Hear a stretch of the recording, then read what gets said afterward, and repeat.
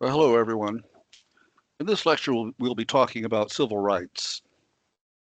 The notion of civil rights is a very modern one. For the vast majority of recorded history, which extends back perhaps as far as about 7,000 years, there has always been, throughout most of the world, a ruling class which held the power and a subservient class that was obligated to obey. Discrimination has existed since biblical times. In the Catholic Church, for example, uh, how many female popes have there been? How many female popes are there likely to be? My understanding is that the Catholic Church has said that that will never happen. How does the church address homosexuality? Well, if you read the Bible, it's pretty terrible. So what the Bible actually says about what should be done with people who are gay. But I'm not going to blame the Catholic Church for everything. Every one of us is guilty to some extent of harboring prejudice against others. What I want to do is try to track the development of a logical approach to the world, one that does not deal with strictly mysticism, and then see how that logic helps us to address the problem of civil rights. So if we go back to Aristotle, Aristotle was the first in the field of logic, and he observed that there were two basic types of logic. There's deductive and inductive reasoning. Now, deductive reasoning gives you an absolute truth. An example of this would be the syllogism, where Aristotle, there's a major premise, a minor premise, and then a conclusion. So the major premise would be all men are mortal. Is there any doubt about that? No. Aristotle, the minor premise would be Aristotle is a man. And again, there's no doubt about that either.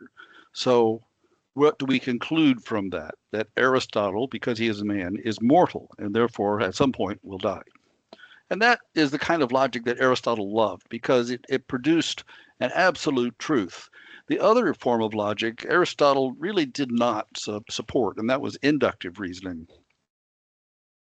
Inductive reasoning really is more a matter of probabilities.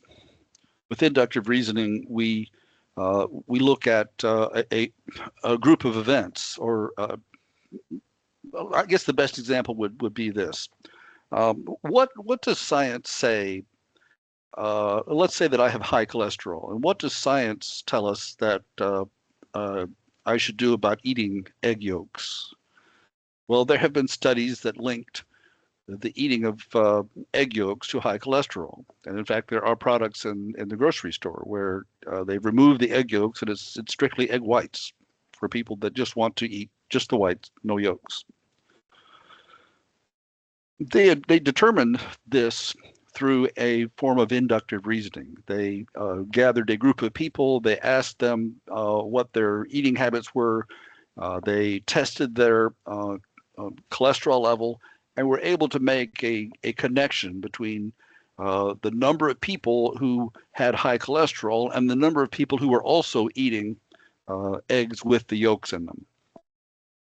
This does not necessarily give us an absolute truth like Aristotle would have preferred from deductive reasoning, but it gives us some information about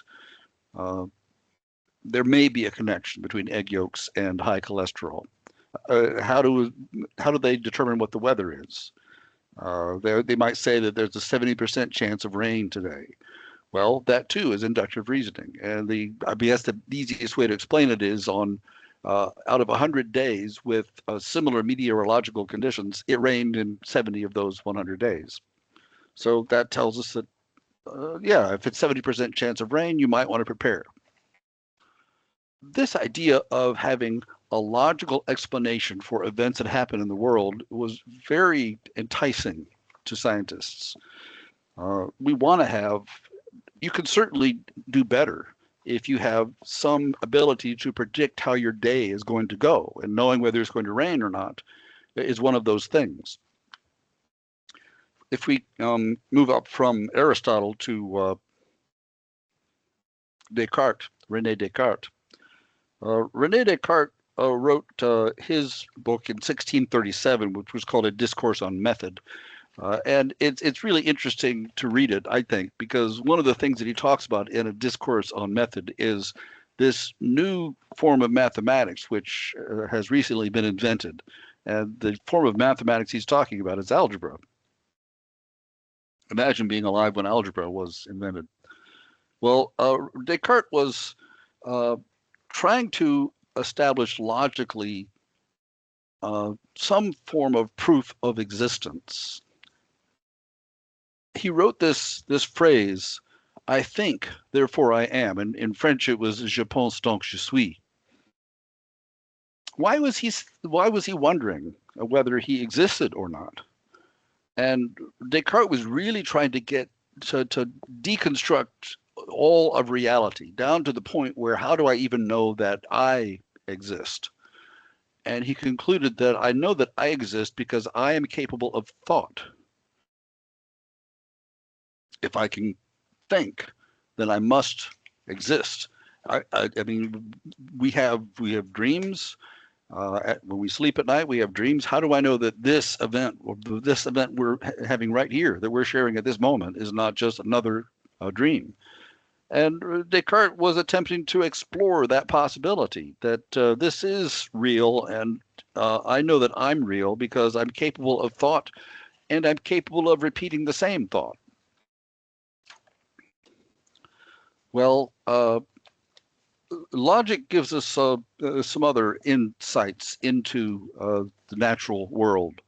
For example, the alchemists gradually evolved into the modern science of chemistry, and they were able to determine that certain chemical events could be reproduced exactly with precision. For example, if you wanted to determine what makes rust, we know that it's a combination of iron plus oxygen. And if you were to combine a certain amount of iron with a certain amount of oxygen, you would get rust.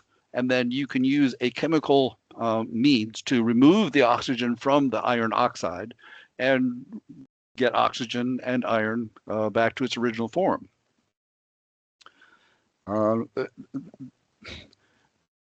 But they were not able to reproduce the same type of results with living things. Like, for example, what happens when you fry an egg, when you cook an egg? Can you ever uncook that egg? When you fry a piece of meat, it changes it in a very substantial, fundamental way. And scientists really could not figure out why it was.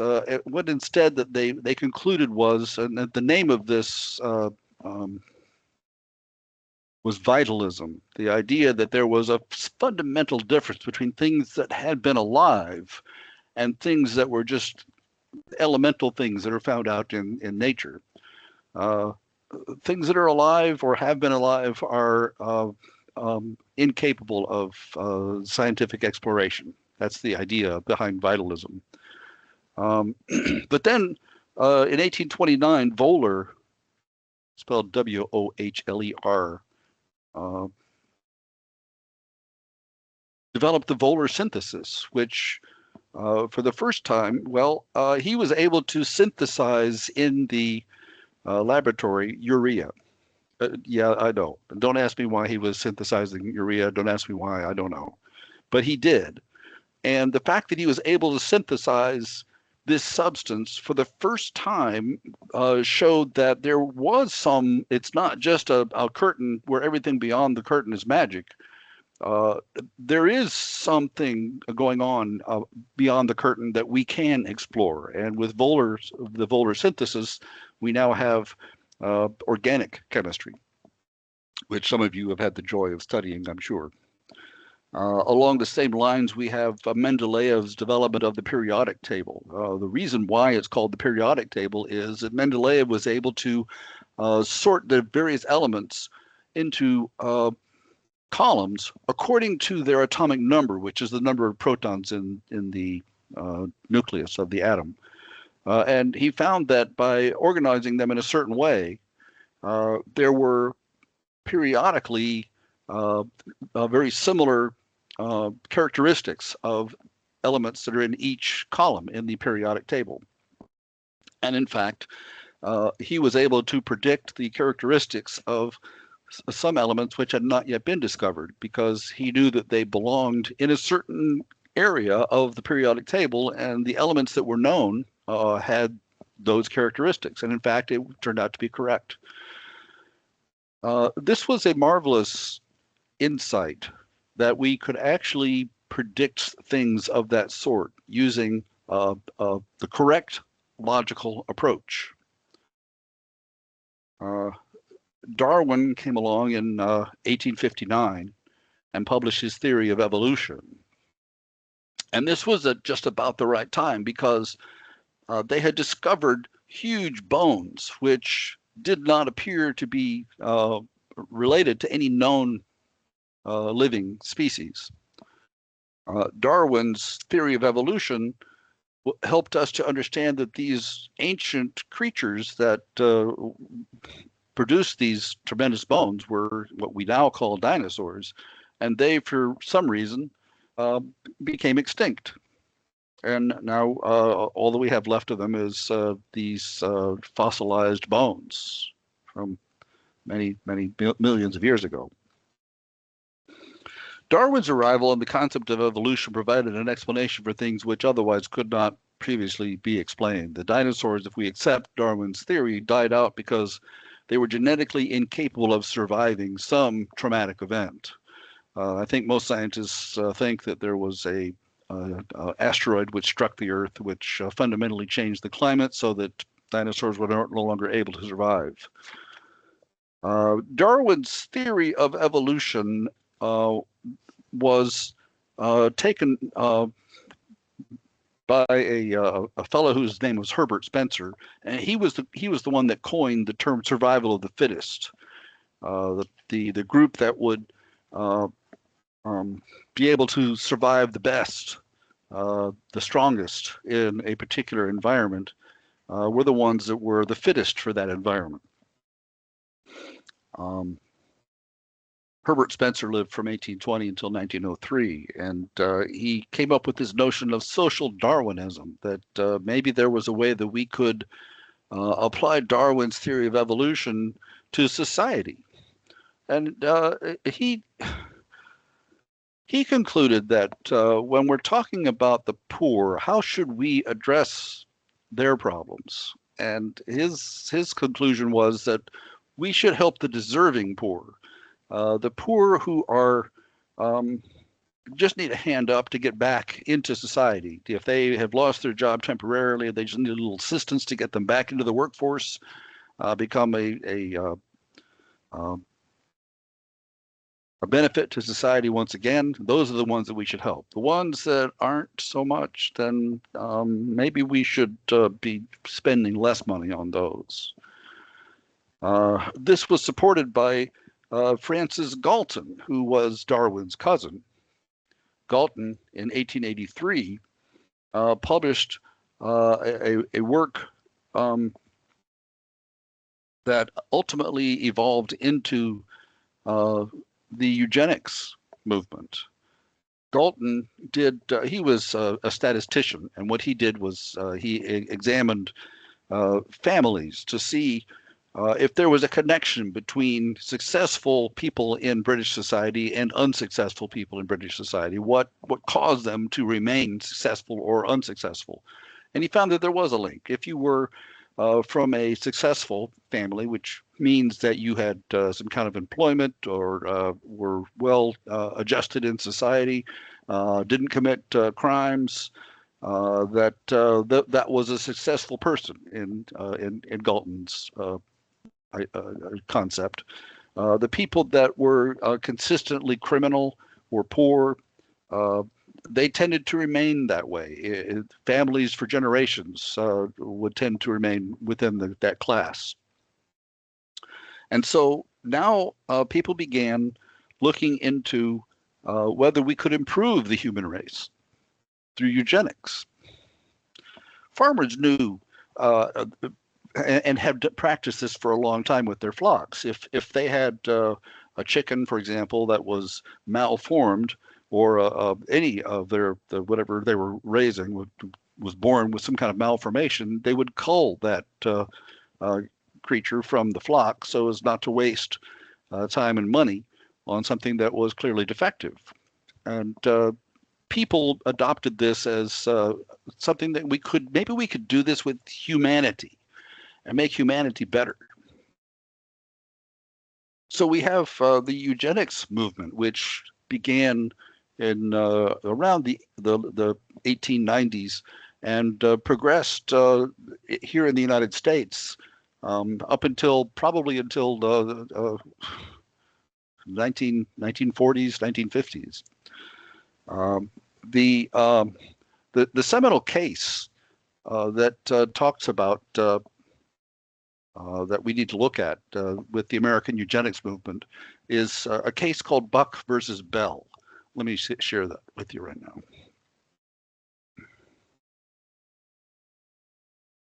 In this case, what many states began doing was passing laws that allowed the state, under certain circumstances, to sterilize, in other words, to perform an operation on an individual to prevent them from having more children.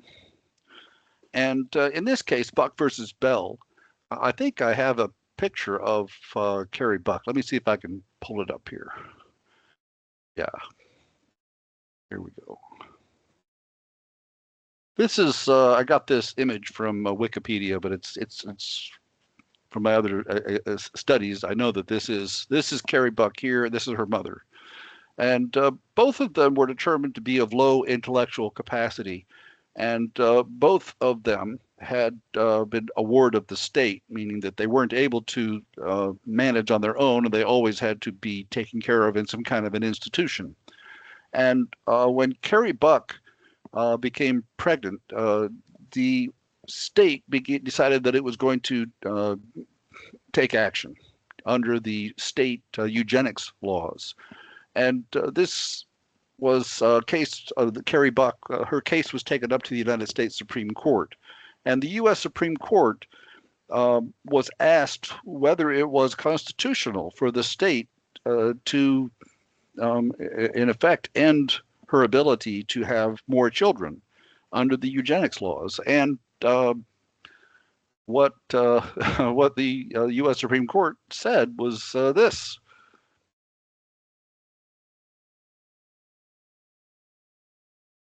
Carrie Buck was determined to be feeble-minded. Virginia law allowed for the sexual sterilization of inmates to promote the health of the patient and the welfare of society. Does this violate the law? Justice Oliver Wendell Holmes said that being swamped with incompetence, Virginia, the nation was being swamped with incompetence, and 3 generations of imbeciles are enough. Well, that is still a good law, believe it or not. The American eugenics program was largely debunked, though not largely, completely debunked. And what the eugenics program did for the longest time was to collect statistics from various families to try to make the connection between people who are successful in society and whether there was in fact a link between those people and the people who were either feeble-minded or of a criminal class, whether there was in fact such a thing as a criminal class. This got quite a lot of support, actually, until Adolf Hitler came to power in Germany and began using the same notions with regard to people that he felt to be inferior. After what happened in World War II, Germany, the American eugenics movement died out, and there was no longer the fervor to try to improve humanity. Well, all right. So let's actually begin talking about my point in that long discussion of the evolution of logic and the application of logic to humanity is that at bottom we are still most of us are not really capable of deciding what is right and what is wrong. We should have known that it was not right to sterilize people like Carrie Buck, but there it is. So we already talked. Well, we talked briefly about what the founders did with regard to slavery. It was so hotly debated during the Philadelphia Convention that they really all they could do was just agree to let's just put it off for 20 years, and we're going to pass put it in the Constitution that we cannot pass any laws dealing with that issue, slavery, for at least 20 years. We talked about the origins of the various states, and there was some support for what the founders thought that. I mean, they thought that slavery would die out on its own, and there was some statistical support for that. Between 1750 and 1800, the average price of a newly imported American slave dropped to about $50 on the slave market. If you think about it, that's an indication that there really wasn't a need for new slaves. If the price of slavery was dropping, that means that there's not as much demand for it. But then something happened. A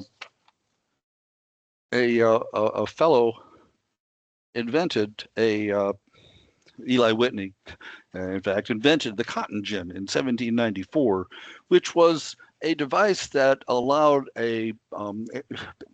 many of you have seen actual cotton, and cotton that comes from the plant is wrapped up with seeds, and you have to eliminate the seeds in order to be able to use the cotton. And that was a time consuming process. So some individual would have to comb out the seeds from the cotton in order to be able to use the cotton in any clothing.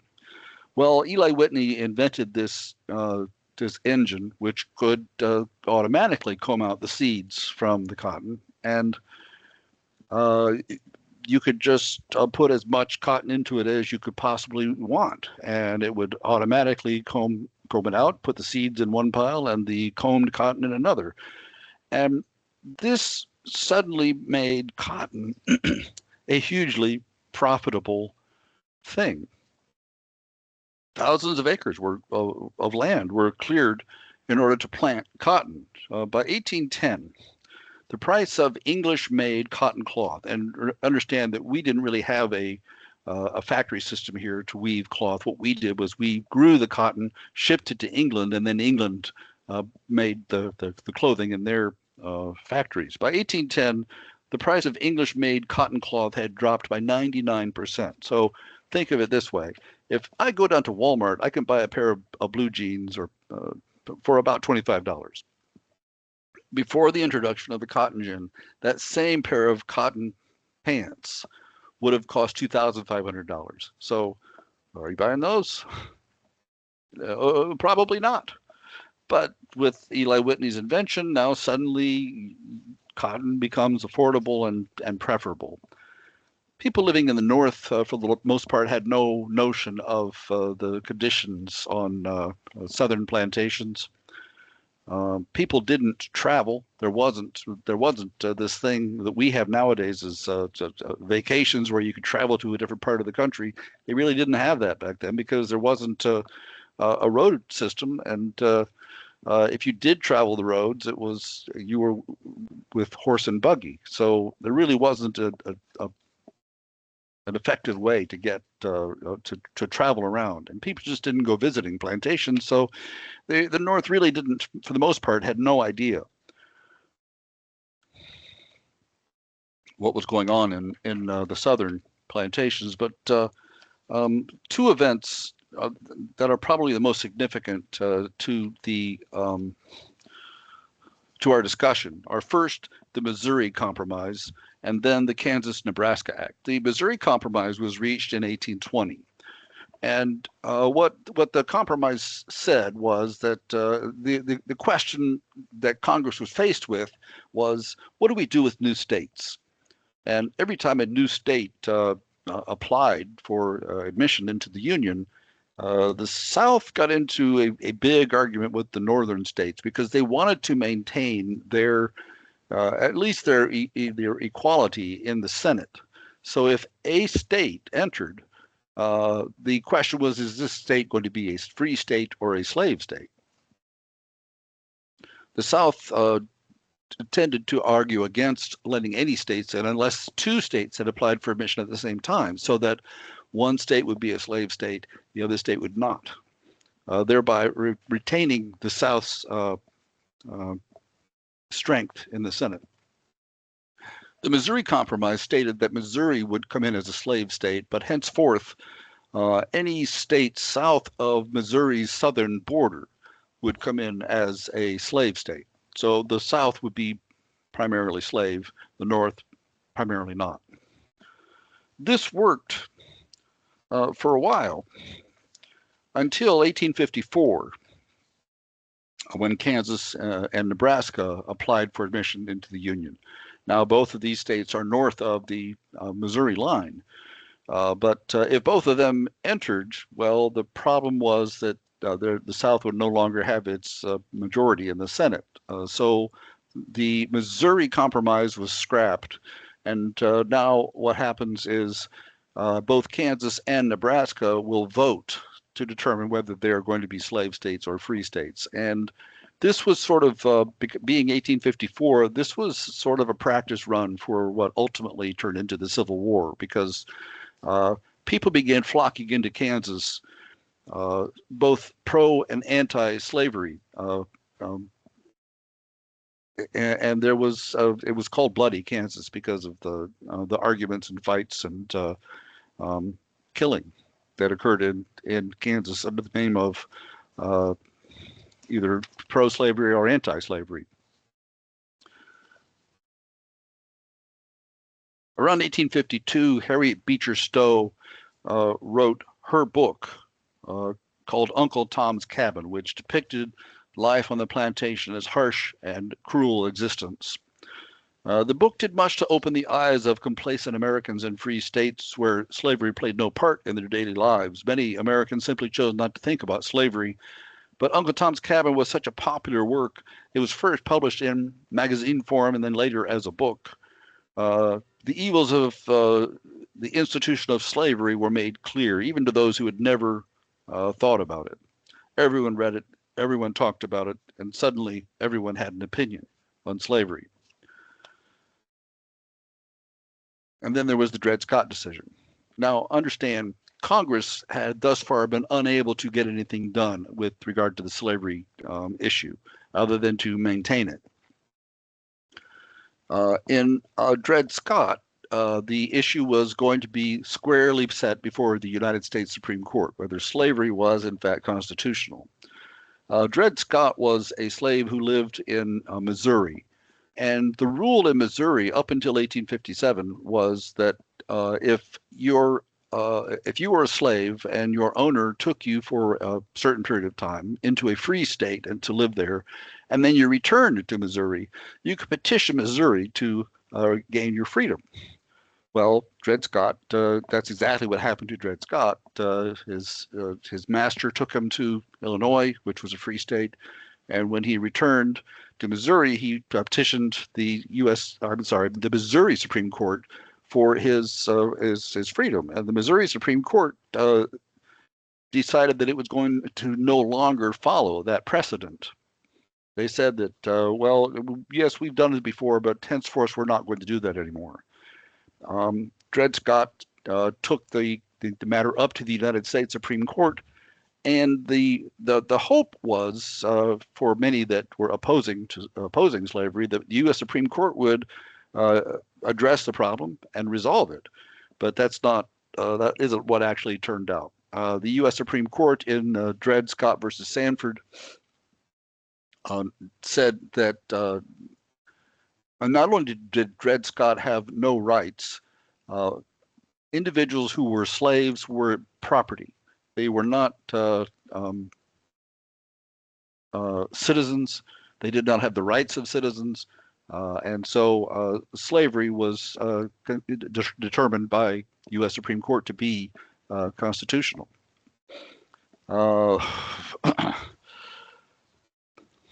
This is largely viewed as the worst opinion by the United States Supreme Court. In 1861, Abraham Lincoln became president, and the Southern states who viewed him as an abolitionist immediately began to secede, starting with South Carolina. And the Civil War begins, lasting from 1861 until 1865. Now, I'm not going to get into the details of the Civil War, except that the North won. As a result of the Civil War ending with the North winning, there were 3 Civil War amendments, which we've already looked at when we looked at the Constitution. Those are the 13th Amendment, which ended slavery, the 14th Amendment, which addressed citizenship and undid the effects of Dred Scott, and the 15th Amendment, which gave American men the right to vote, regardless of whether they were, what race they were, or whether they had been a slave or not. The slaves had to be set free, but doing it was not as easy as all that. During the era of Reconstruction, which lasted from the end of the Civil War until 1876, garrisons of federal soldiers occupied every state in the South, every state that had attempted to secede from the Union, until a electoral college vote fraud intervened in 1876 with the election of Rutherford B. Hayes. There was extensive hearings and debate over this issue, and finally what happened was the South said, we'll agree to allow Rutherford Hayes to be president if you will remove federal troops from the southern states, and that is in fact what happened. With the removal of federal troops from the South, the power of the former slaves began to dwindle rapidly. Whereas before, during the era of Reconstruction, there had been Mississippi had 2 black senators, Blanche Bruce and Hiram Revels. Following 1876, the rights of black people returned to effectively the same status as when they had been slaves. Now we have what they call the Jim Crow laws, which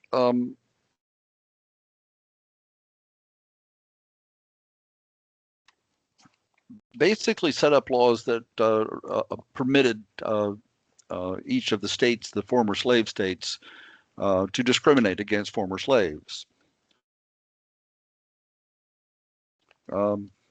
One of these was a law that allowed separate facilities if you were what they called colored. So, for example, and this is leading into the case of Plessy versus Ferguson. In Louisiana, they would, if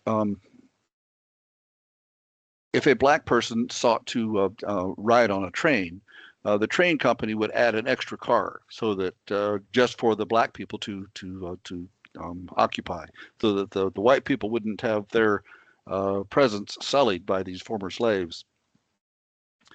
Really, the train company hated the law because it was expensive to them to have to add a whole new train car to whenever a person of color wanted to ride on the train. Homer Plessy was chosen because, now I have to introduce some terms here because these are terms we don't use anymore, but there was such a thing as an octoroon and a quadroon. An octoroon was somebody who was 1/8 black. You have to do the math to figure out whether you're 1/8 or not. Or a quadroon was somebody who was 1/4 black. Homer was an octoroon, and he could pass for white. And so he bought a train ticket. He did not disclose. I mean, he had been approached by a group of people who wanted to challenge this law, and he agreed to do it. So the idea was that he bought a ticket. He sat in the white's car, and when the conductor came by to pick up the tickets, as they did back then, he announced that he was an octoroon, and whereupon the conductor said, "Well, you have to leave this car, sir. You're in the wrong car. This is the whites only car." And he refused. So he was arrested, and this case made it up to the U.S. Supreme Court. The U.S. Supreme Court said let me see if I can pull up the case here for you so we can look at it.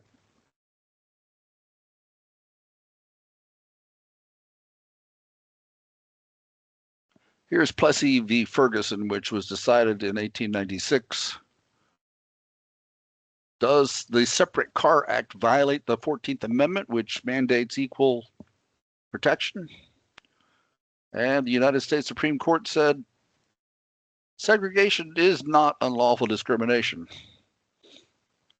And so separate but equal is perfectly fine, says the U.S. Supreme Court in 1896. Well, all right. With the stamp of approval from the U.S. Supreme Court, separate but equal facilities were common throughout the South, and not just in the South, but also in the North. This was the state of things until 1954, when Brown versus Board of Education was decided by the United States Supreme Court. And let me bring that up for you.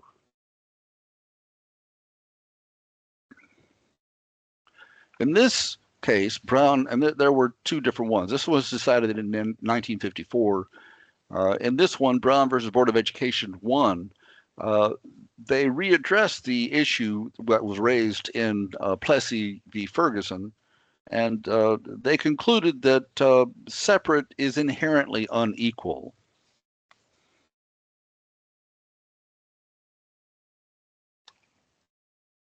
In Brown 2, which was decided the following year, the winners, the Brown family, asked the Supreme Court to rule on, well, how soon should we begin integrating public schools? And that was the issue in Brown versus Board of Education. Was this was a black family. They wanted their daughter to attend the local school, which was a whites-only school. And the U.S. Supreme Court agreed that separate but equal education was inherently unequal. When asked how soon should we integrate the schools, the U.S. Supreme Court said very vaguely, I think, with all deliberate speed is what they said. Well, unfortunately, there wasn't the political will to enforce Brown. I can remember when I was attending middle school for the very first time in the 1970s here in Florida. I was finally bused to a former black-only school. So I saw firsthand what separate but equal looked like. The school that I was sent to had not been painted in years. The furniture was broken. These were clearly the discards from the white schools. The books were in the same condition. It was quite clear to me that the school board was not going to spend any money on the black schools until white students were also attending them.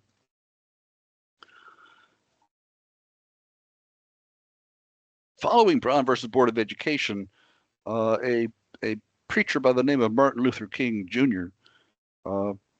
Organized a bus boycott in the town of Montgomery. They had a system there that if you were riding on the bus, if you were a person of color riding on the bus, you could sit anywhere you wanted to. But if a white person entered the bus, you had to give up your seat and move back. I think we all kind of know the story of this, but Rosa Parks decided, she agreed to allow herself to be arrested by refusing to give up her seat to a white passenger. And after her arrest, all of Montgomery's black citizens began to boycott, and 75% of the bus riders in Montgomery were black. So they were the majority users of this system, and yet they were being discriminated against. This boycott of the bus system went on for a year, and in fact, Martin Luther King was arrested and charged with conspiracy to violate the Montgomery's laws with regard to bus ridership. He spent most of a year, 386 days in jail, over a year. And his imprisonment made him a nationally known figure. The boycott continued a whole year and did not end until November of 1956, when the U.S. Supreme Court ordered it to end. And when that happened, Martin Luther King was vindicated, and the rules regarding bus ridership in Montgomery were rescinded. Several other acts followed this, including we see in 1963 Governor George Wallace standing in the doorway of the University of Alabama to keep 2 black students from entering, which he was forced to stand aside by the federal government. The federal government ultimately passed the Civil Rights Act of 1964, which guaranteed equal treatment and facilities to all people, regardless of race. And also the Voting Rights Act of 1965, which addressed similar problems dealing with literacy testing and poll taxes.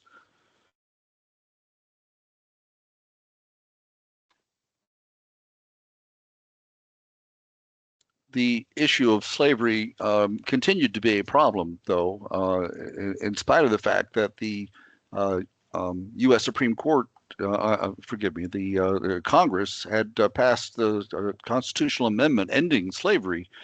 There still remained on the books laws making it vagrancy a crime. So that if you were just loitering about no visible means of support, they could arrest you and charge you with vagrancy.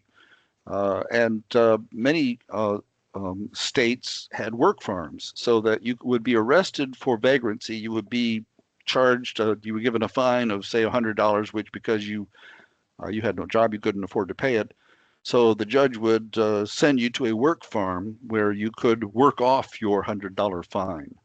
Many people spent more than a year working off their fine in these so-called work farms.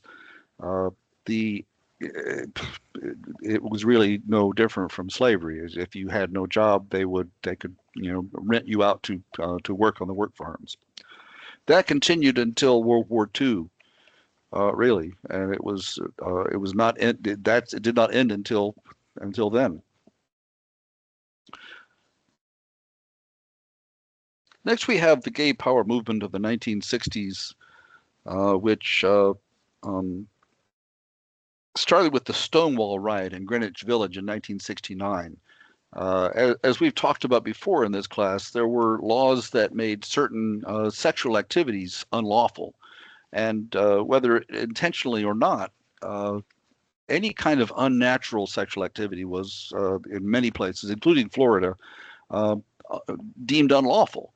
And so there have been gay bars forever, and law enforcement always knew which bars were gay bars. And periodically they would infiltrate the gay bar, posing as a customer, a gay customer. And when another person approached them and inquired if they wanted to engage in some, one of these unnatural sex acts, that would result in an arrest because they were being solicited to engage in a criminal act.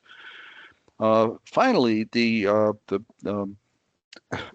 Stonewall riot occurred in Greenwich Village when the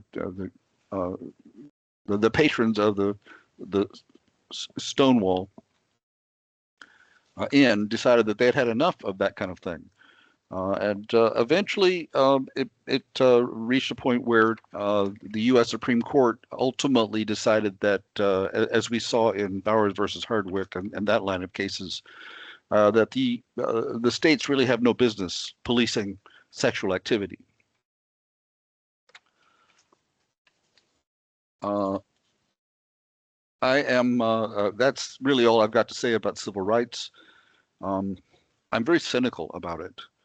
I tend to think that we have a tendency towards prejudice.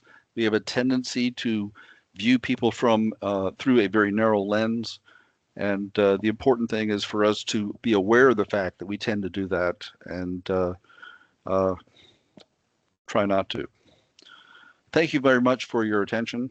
The next lecture we'll be talking about over the next few lectures we'll be talking about um,